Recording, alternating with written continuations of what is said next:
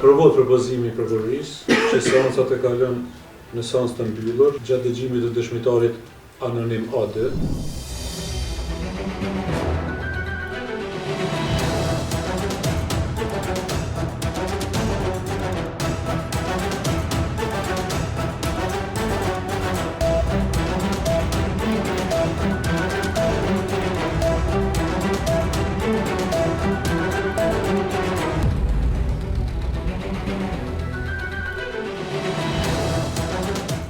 Kjo seancë e hapur për publikun përkohësisht gjatë administrimit të dëshmisë së dëshmitarit anonim AD, i cili në këtë procedurë gëzon statusin e dëshmitarit anonim. Siç e dini, ky status i dëshmitarit është vendosur në përputhje me dispozitat e kapitullit të 13 të Kodit Procedurës Penale, Poglavlje 14, që rregullojnë mbrojtjen e dëshmitarëve, odbranu, znači svedoka, përfshirë uključujući mbrojtjen zaštitu svedoka, me qëllim që të garantohet sa namjerom da bi se siguria zagarantovala fizička sigurnost, bezbednost e dëshmitarit si dhe për të ruajtur svjedoka, integritetin e procedurës kao i da penale. začuvamo integritet postupka.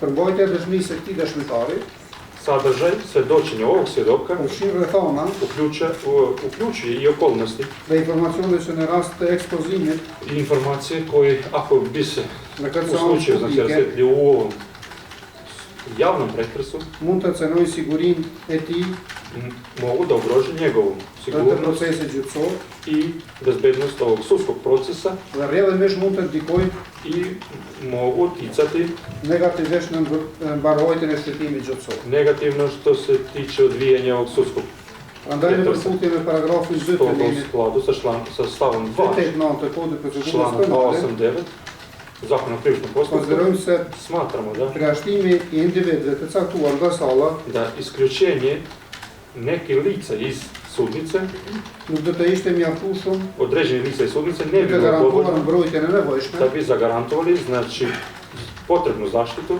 Andaj kërkohet Neophodno mbyllja e zaštitu. plotë të seancës Stoga zahtjevamo, znači, celokupno zatvaranje ročišta za javnost tokom njegovog svedočenja. në këtë drejtim.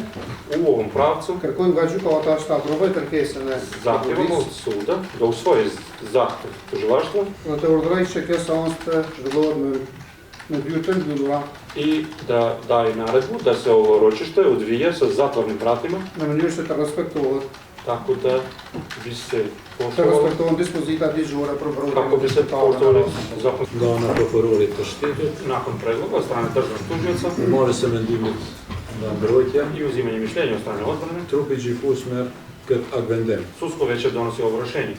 Aprovohet propozimi i prokurorisë Usvaja se predlog tužilaštva që seancat e kalon në seancë të mbyllur da se ročište zatvori gjatë dëgjimit të dëshmitarit anonim AD, tokom saslušanja svedoka kjo anonimnog bazuar svedoka në nenin 289, na osnovu člana 289, paragrafin 1 në paragrafin 1.4 podstav 1.4 i Kodit të Procedurës Penale të Republikës Kosovës Zakonika o krivičnom postupku Republike Kosova me qëllim të mbrojtjes së dëshmitarëve.